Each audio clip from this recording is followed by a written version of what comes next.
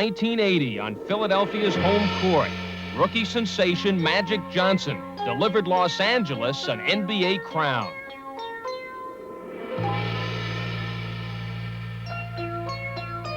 But if the basketball world believed it might be witnessing the creation of a new dynasty, less than a year later, those notions were destroyed. The Lakers, unable to fulfill their potential, were eliminated in the 1981 playoffs.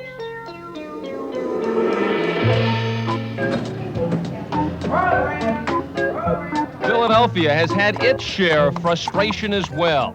The Sixers have been flirting with a title since 1976, when Julius Erving joined the team. In the last 6 years, Philly has been the league's best team, yet Billy Cunningham's club has been unable to win the big one, like last year's loss to Boston in the Eastern Conference Final, after leading 3-1. In 1982, LA and Philly are at it again. And this championship rematch is a chance for both teams to erase the frustrations of the past. Beyond the fight for the crown, they've both got something to prove. His 11th season from Massachusetts. From the Spectrum in Philadelphia, this is it, the battle for the supremacy of basketball, the championship of the world, the NBA crown.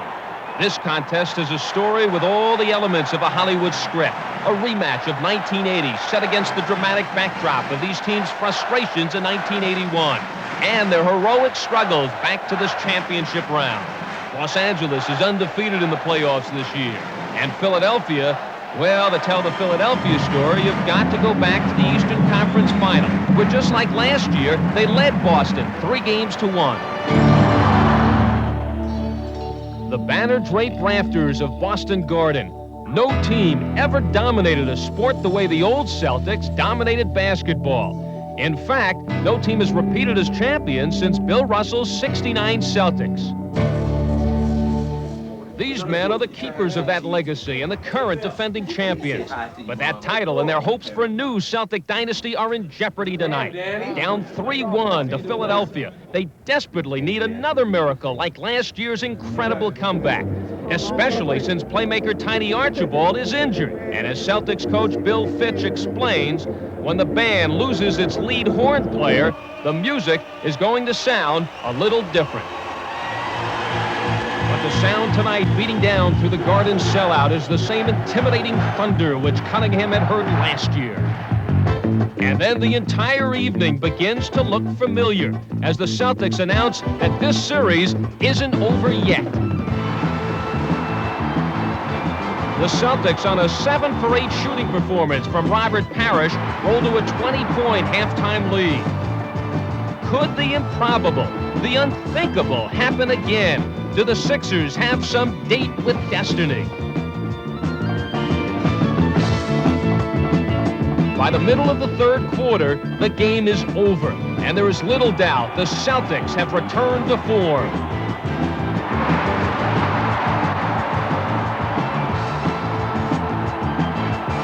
The roars that filled the Garden echoed last year's miracle. See you Sunday. See you Sunday.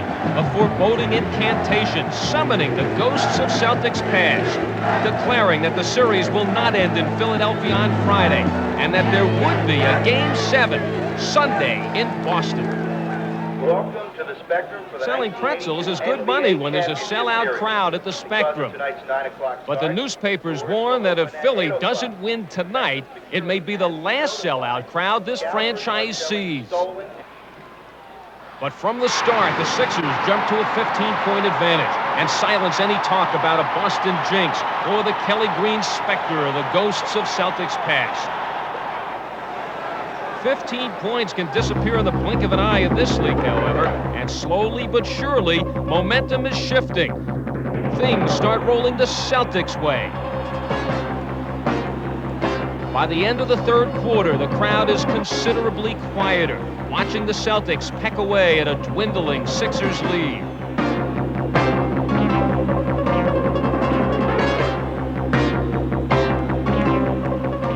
With frightening resemblance to last year's infamous nosedive, the Sixers can manage only 27 points in the second half, the lowest total for any NBA playoff since the introduction of the 24-second clock. Now, the Celtics are showing their true bloodlines and their depth. In the fourth quarter, Boston pounds out a 23-9 rebounding advantage. When Kevin McHale drops in his 17th point with 7:58 remaining, the Celtics charge past the Sixers and into the lead. There is no looking back. As far as the fans of Philadelphia are concerned, the series is over as well. According to one Philadelphia newspaper, Boston need only mail in the score for Game 7. In short, they concluded the fans have had enough. The Sixers are alone now. In Philadelphia's eyes, they have choked again. Players do not choke. At least players on our team. You know, they go up to shoot the basketball, try to do the right things. Some days it works, some days it doesn't. For Billy Cunningham, as for most of the men in this game, it is as simple as that. Explanations like choke or jinx are merely words. The shifting fortunes of this series are determined in the here and now and on the court. But when history repeats itself like this, even Cunningham must feel a little spellbound by the haunting memories of last year. I'm so tired of hearing about last year, I can't tell you. Nothing is over until it is over. But almost everyone thinks Game 7's outcome is a foregone conclusion. Few teams have been maligned as harshly by both the fans and the press as Philadelphia after Game 6. Said one Sixer, "We have lost the respect of our fans, our owner, the press, everybody. We have nothing left to lose." From the opening tip, the Sixers played tough, determined, angry basketball. Displaying poise and composure, the Sixers dominate the Celtics. After the half, they never trail. And when Julius Erving calmly swishes this 20-footer, it becomes apparent that this year the Celtics will not repeat as champions. That today, the Sixers are not going to be denied. And then, something unique happens. From the Boston crowd comes a ceaseless pounding chant, "Beat LA, beat LA." A selfless expression of confidence and support for a team which hours earlier had felt so completely abandoned. With each booming echo, the demons of the past are being purged. At last, the ghosts are gone. One sure thing, when the team reaches this point in the season, they don't get here without having some character, without being able to overcome adversity. And we were only concerned with ourselves to prove something to ourselves that we had the ability to go out and perform in the Boston Gardens. Never say die. You know, that, if nothing else, represents Billy Cunningham, because he's a coach who will never say die. In victory, Cunningham acknowledges the Garden chant, which raised this rivalry to an extraordinary level. That truly showed me a great deal of class. And as competitive as the two teams are, it surely made us feel good, and that's what it's all about, the competition. The only thing I'm going to say is I'm just ecstatic for the 12 guys in there because we stuck together, because everyone else had buried us, and I'm just proud of them, period. Goodbye.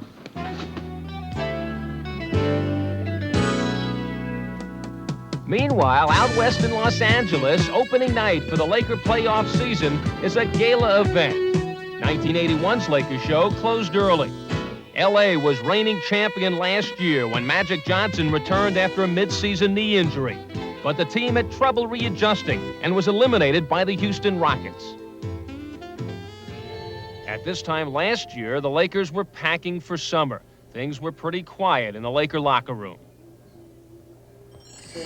But how quickly time can change a place in a team. A year later, these players have regained their confidence and understanding of one another.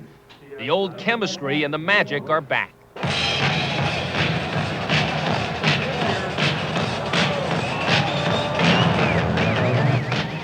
Tonight against the San Antonio Spurs in the Western Conference Final, the Lakers continue their quest to regain the title. In the semifinal, they dispatched Phoenix in 4, thanks to an outstanding all-around performance from Magic Johnson. Things just seem to happen for us. Click, click, click. Just keep going. Coach Pat Riley's fast break offense is one thing which makes the Lakers go. Not even the run-and-gun Spurs can keep up with Riley's Greyhounds. The Lakers are so fast, they put the Spurs in the past tense before they knew it. They were gone in 4. They've whipped them good. In Los Angeles, basketball has been a great show. The Laker girls. Bring on the finale. This show's got legs.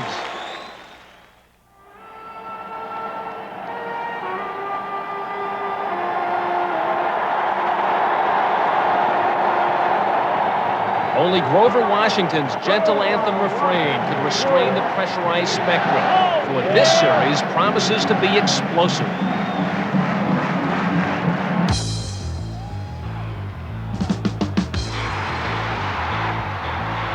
The fast break and all-out furious style of play, a game of relentless tempo, has sparked both these teams. And for 2.5 quarters, Philadelphia has the fastest fast break. But this perpetual sprint is not without strategy. Riley surprises Cunningham with an aggressive, gambling trap defense. And what happens then is one of the most phenomenal turnarounds in playoff history.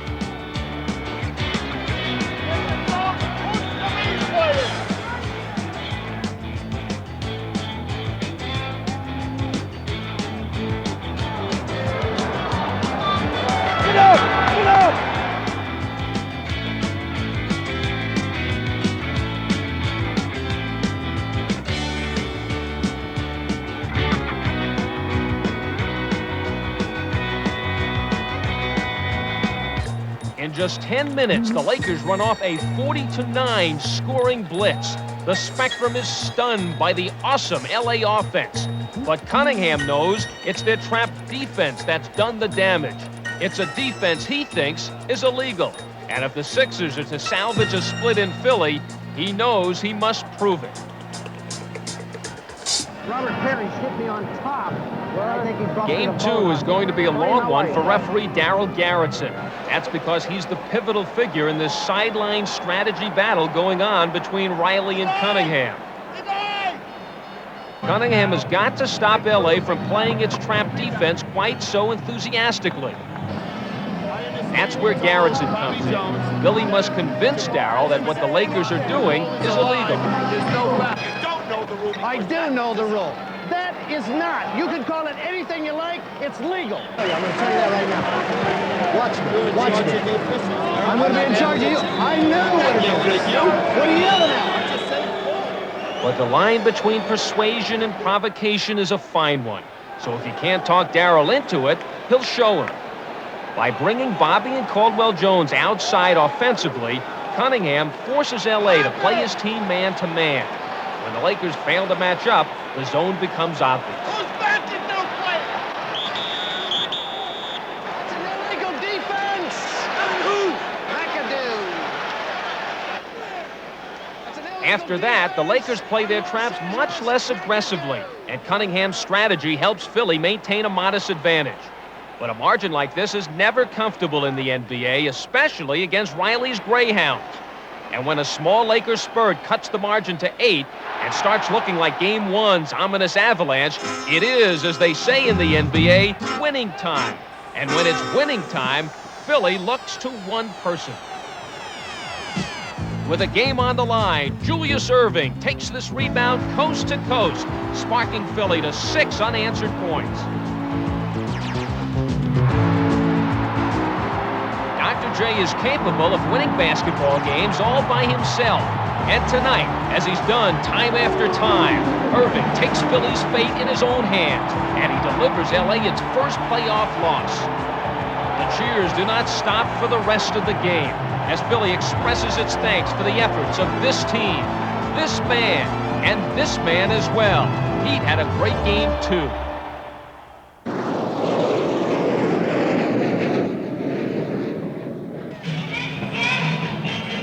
Back in Los Angeles for Game 3, the jet set is beautifully turned out for this glamorous event. So many beautiful faces might distract another man, but not Pat Riley, not after the loss in Game 2. Now it's his move, his turn to make some adjustments. We had some minor adjustments that we made on defense, but it was most of all directing our energies at the area that I think is the most important in this series, and that's the rebounding department.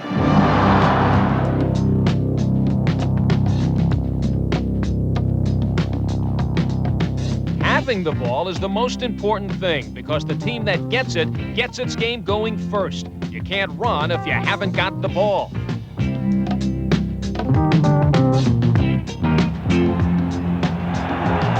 That's what makes rebounding so important, and that's why these men do what they have to get the ball. On the boards is where the game is won. Under the boards is where the game is toughest. This is where basketball really becomes a contact sport. It's no place for the player unschooled in its methods. The subtle shove given at the proper moment, or the not-so-subtle blow from the arms and elbows as bodies crash together. People can get hurt. This is the kind of physical sacrifice it takes to get the ball. With unsung Laker forward Kurt Rambis providing the muscle. And Norm Nixon, the speed. He has 21 points in the second half. The Sixers never get closer than 15. But the stat sheet doesn't tell the whole story of this contest. There's no place for effort in the box score. And if Norm Nixon had the big numbers tonight, he could not have done it without the efforts of men like Kurt Rambis. Because to win this game, you had to win the battle of the boards. If championship play requires the physical intensity of Game 3, it also demands the mental concentration this figure's Game 4 performance exemplifies. I find that if I try to keep an emotional level that is consistent and balanced and use my brain rather than my emotions, it benefits my game better. That kind of emotional discipline has made this intensely serious competitor the game's most dominating player for 13 seasons. Kareem Abdul-Jabbar may not single-handedly carry his team to the playoffs every season as he once did, but when this master of the skyhook gets to his spot, he is virtually unstoppable. In Game 4, Kareem's 21 points, combined with the hot hand of another cool performer, Jamal Wilkes, gives the Lakers another victory. Philly, down 3-1, is in a hole no team in championship play has ever climbed out of.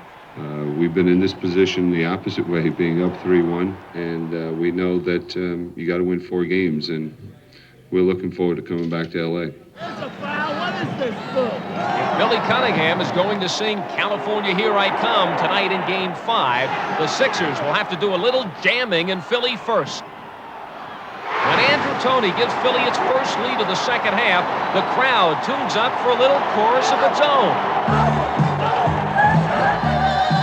Look at here. This place is jumping. It's really jumping. The Sixers got us all real hot. I say it's really jumping. Big D is thumping. The BJ is pumping. When Dr. J does things his way, I mean it's really jumping. The halftime show comes by, the fans just might forget their manners. They'll clap their hands, stomp the stands, and go bananas. This place is jumping. It's really jumping. Sixers got us all real high. I say it's really jumping. Dealing, stealing, lightning quick fast breaks, thunder slams and 2-hand jams and a couple of in your face. Spectrum is the place. The Sixers deliver L.A. its worst playoff loss ever. The flip side of the 40-9 number the Lakers had played for Philly in Game 1. Kareem has scored just 6 points, and the Laker lead, now 3-2, looks a lot less secure. On the whole, the Lakers would rather be in Los Angeles. Philadelphia was very, very, very aggressive. That's what it's all about. Any questions? We feel that the only salvation for the Sixers is to have a super game from a superstar, Dr. Julius Erving. He is known around the world for his heroics, and we think that Julius Erving is the man that Philadelphia will have to rely upon. In the history of sport, there have been few athletes whose singular stature goes beyond their athletic accomplishments. Individuals of mythic proportion: Babe Ruth, Muhammad Ali, Pele. Historically, it may be too soon to place Julius Erving in this august company. But to his fans, Dr. J is a living legend. In fact, in much the same way Jackie Robinson's heroic efforts created baseball fans in the late 40s, Julius Erving's style and grace has created basketball fans across the country. That's why it's not so surprising to hear remarks like these before Game 6, even in Los Angeles. I think the Lakers are probably the best team around, but I'm rooting for Dr. J. Dr. J deserves to be a world champion more than any athlete in the world. Julius Erving is the best forward I've ever seen play the game of basketball. Julius Erving's awesome presence has graced professional basketball for 11 years now, 6 in the NBA. Many stylish performers have entertained NBA fans, but Julius is in a class by himself. This is Erving's third appearance in an NBA World Championship Series. In this league, getting to the finals even once is tough enough. At 32, Dr. J may not have many chances left. Cunningham, who played until he was 34, knows what makes aging veterans like Erving and Jabbar continue to be great. You know, they have this great inner drive. I think that's why they're still playing. You know, it's not the physical things that go in players when they reach a certain age. It's the mental aspect of the game that's the toughest part, being able to get yourself prepared to play and still having that love and enjoyment of playing. Late in Game 6, Erving's performance has kept Philly within striking distance. 5 more minutes. With less than a quarter between the Sixers and summer vacation, Philly launches one last attempt at taking the series home. Tony's clutch jumper cuts the margin to just 3. In the time remaining, Pat Riley will live several lifetimes. There's only one number to call when the Lakers need a basket: Kareem's. Kareem can't hit, but he comes up with a big rebound and throws up a prayer.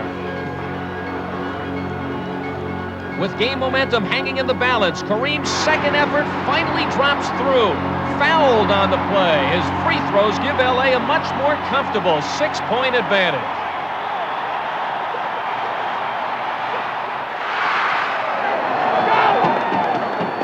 When Jamal Wilkes' breakaway gives the Lakers a little insurance, the margin is 8, and the 76ers will not threaten again.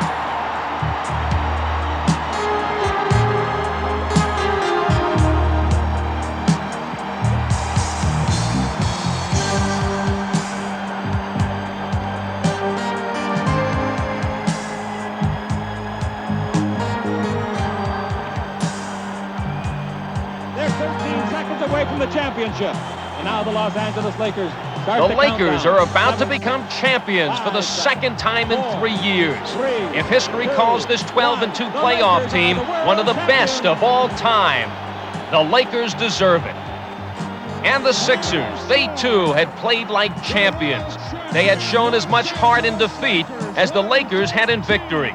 As one writer noted, they never cracked. They just ran out of time. For the Lakers, this is sweet and joyful redemption.